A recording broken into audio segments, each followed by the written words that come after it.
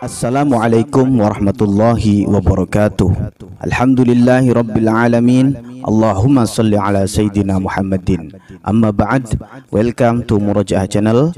Sahabat-sahabat muslim yang dimuliakan oleh Allah, pada kali ini kita kembali memurajaah kitab Mabadi'ul Fiqih juz 3, yaitu membahas tentang al-ghuslu yang artinya mandi. Mandi di sini yang kita bahas khusus mandi wajib ya sahabat-sahabat. Langsung saja sebelum kita memulainya, seperti biasa kita membaca Bismillahirrahmanirrahim. Qala al-musannifu rahimahullahu ta'ala wa nafa'ana bihi wa bi'ulumihi fid dharain amin ya mujibas sairin. Pertanyaan yang pertama yaitu ma mujibatul ghusli. Apa hal-hal yang menyebabkan mandi wajib? Yaitu jawabannya mujibatul ghusli khamsatun. Hal-hal yang mewajibkan untuk mandi itu ada 5. Wahia, yang pertama dukhulu hasyafati fi farjin. Dukhulul hasyafati fi farjin, memasukkan hasyafah ke dalam farji atau hubungan seksual ya, suami istri. Yang kedua, nuzulul maniyyi, keluarnya air mani. Yang ketiga, mautu muslimin, meninggalnya orang muslim, ghairi syahidin, kecuali atau selain daripada mati syahid. Karena mati syahid ini tidak usah dimandikan, langsung dikuburkan saja, seperti itu. Yang keempat, al-haidu, karena haid ya. Yang kelima, an-nifasu, nifas, setelah melahirkan akan keluar darah yang namanya darah nifas.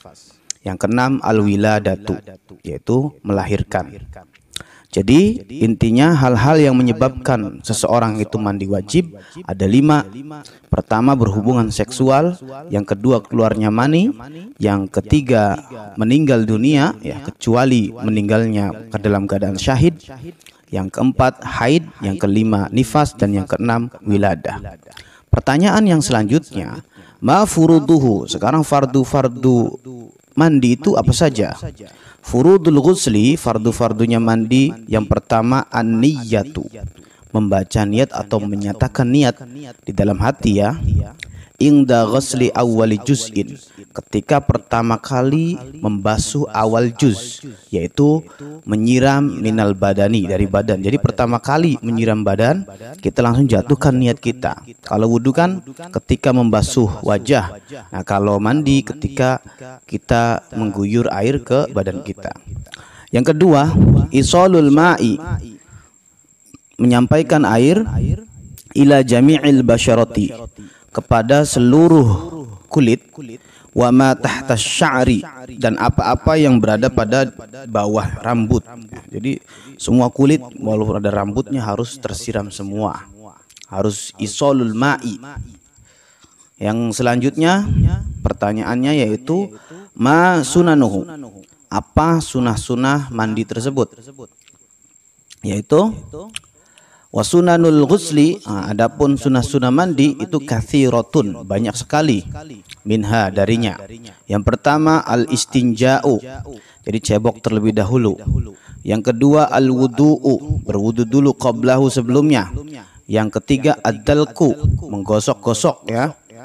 Yang keempat, boleh pakai sabun juga. Yang keempat, al-ibtida'u bisyiqqi, yaitu mendahulukan atau dimulai dengan anggota tubuh yang ada pecah-pecah atau belahan-belahan tubuh ya. Al-aimani, yang sebelah kanan, minal badani, dari badan. Yang kelima, at-taslisu, dilakukan sebanyak 3 kali. Dan yang keenam, al-muwalatu, berkesinambungan, tidak ada pekerjaan lain yang menyelingi ya. Oke, selanjutnya pertanyaannya ialah ma syurutuhu, syarat-syarat mandi itu apa? Syurutul ghusli, syarat-syarat mandi ialah dan wa makruhatuhu, dan juga hal-hal yang dimakruhkan ketika mandi itu apa saja? Syurutuhu syurutul wudu'i wa makruhatuhu makruhatul wudu'i. Syarat dan hal yang dimakruhkan dalam mandi itu sama apa-apa yang dimakruhkan dan disyaratkan dalam berwudu. Jadi sama, kita lihat saja ya. Kayak contoh misalkan berlebihan dalam menggunakan air, nah itu tidak boleh. Melebihi basuhan misalkan sebanyak 4 kali, nah itu tidak boleh. Oke, selanjutnya sama, ini pertanyaannya ya. Sudah cukup. Sekarang at-tayammum. Kita bahas tayamum. Pertanyaannya ialah mat tayammumu, apa yang dinamakan tayamum? Kita sudah belajar di juz 1 dan 2 ya. Sebenarnya ini lebih rinci.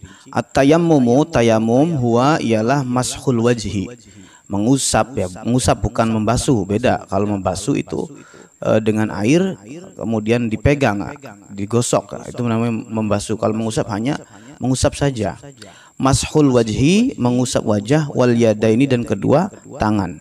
Biturabin, dengan debu, tahurin yang suci. Ala wajhin, atas jalan, makhsusin yang tertentu, badalan sebagai ganti, anil wudu'i, dari wudu, wal ghusli, dan mandi. Jadi wudu dan mandi bisa diganti dengan tayamum asal syarat-syaratnya terpenuhi. Kemudian yang kedua, ma asbabuhu, apa sebab-sebab dibolehkannya bertayamum. Asbabut tayammumi, sebab-sebab dibolehkannya tayamum, yang pertama faqdul ma'i, jelas tidak adanya air. Yang kedua, au khaufu isti'malihi, khawatir menggunakan air. Artinya apa? Memiliki kekhawatiran dalam menggunakan air bisa madarat ya untuk tubuhnya, misalkan ada penyakit ya sama saja. Yang ketiga, awil ihtiyaju ilaihi li'atshi hayawanin muhtaramin, memiliki kebutuhan pada air tersebut karena adanya hewan yang sangat haus sekali. Hewan di sini hewan yang dimuliakan. Kemudian pertanyaan selanjutnya, ma syurutuhu, apa syarat-syarat tayamum? Syurutut tayamumi, syarat-syarat tayamum yang pertama al-bahthu, jadi berusaha mencari, anil ma'i, mencari air, qablat tayamumi, sebelum tayamum. Jadi ada usaha dulu, ikhtiar dulu ya. Ikhtiar mencari air, kemudian kalau sudah tidak ada baru boleh tayamum. Yang kedua, qasdu turabin, mengambil debu, tahirin yang suci, lahu gubarun, yang mana debu ini gubar ini debu yang kering ya. Debu yang kering, tidak basah dan bisa digunakan. Yang ketiga yaitu at-tayammumu ba'da dukhulil waqti, bertayamum setelah masuknya waktu sholat. Jadi tayamum itu tidak seperti wudu. Kalau wudu kita boleh melakukannya walaupun masih jauh sholat itu. Tapi kalau tayamum harus masuk sholat dulu baru kita boleh tayamum. Yang keempat, at-tayammumu likulli fardin, tayamum untuk satu tayamum itu untuk satu sholat fardu. Artinya apa? Misalkan sholat zuhur ya satu tayamum. Ketika mau sholat asar maka tayamum lagi, tidak boleh menggunakan tayamum yang tadi. Nah ini perbedaannya dengan wudhu ya. Kalau wudhu batas waktunya masih banyak, masih panjang ya. Selama belum batal itu tetap tidak kadaluarsa lah. Tapi kalau tayamum itu kadaluarsanya cuman satu kali sholat saja. Satu tayamum satu kali sholat. Selanjutnya, ma furudu, sekarang fardu tayamum apa saja? Furudut tayamum, fardu tayamum yang pertama niyatus istibahati fardis sholati, berniat istibahati fardis sholat, berniat akan melakukan sholat ya, sholat fardu. Yang kedua, mashul wajhi, mengusap wajah, wal yadaini, dan kedua telapak kedua tangan ya, ma'al mirfaqaini, serta siku, bidarbataini, dengan dua tepukan. Jadi satu tepukan untuk wajah, satu tepukan untuk kedua tangan. Yang ketiga, naqlut turabi, memindah debu, ila udwi, kepada anggota, al mamsuhi, yang diusap. Jadi pindahkan debu, setelah ditepuk debu dipindahkan kepada anggota yang diusap, misalnya ke wajah ya. Yang keempat, at-tartibu, berurutan. Kemudian, ma mubtilatuhu, apa-apa hal yang menyebabkan tayamum itu batal. Yang pertama, kullu ma, setiap sesuatu atau setiap hal, yubtilul wudu, yang membatalkan wudu. Jadi apa yang membatalkan wudu itu sama membatalkan tayamum juga. Yang kedua, ru'yatul ma'i, melihat air ya, sudah bertayamum tiba-tiba ada air. Nah, qabla dukhuli fis shalah, sebelum dia melakukan sholat. Kalau dalam keadaan sholat, maka sholatnya tidak batal, dilanjutkan saja. Yang ketiga, ar-riddatu, murtad ya, keluar dari Islam.